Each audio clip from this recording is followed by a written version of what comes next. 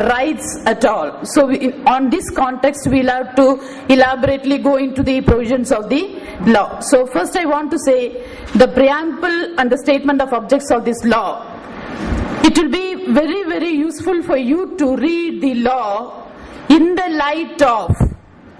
or use this preamble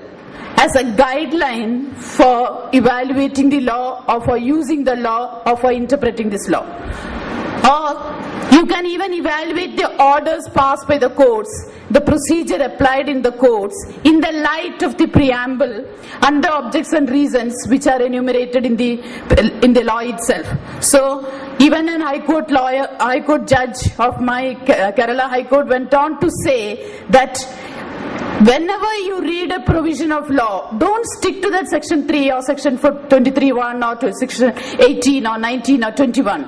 You read, if you want to apply one provision of law in this act, of course it's very small act containing only 37 sections, all of which is not necessary for us as lawyers in the practicing courts. But whenever you go to apply one provision of law,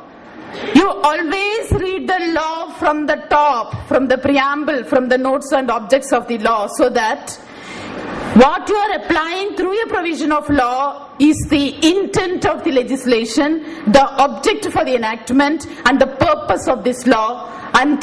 which is to eradicate violence from our personal life or from the domestic sphere. So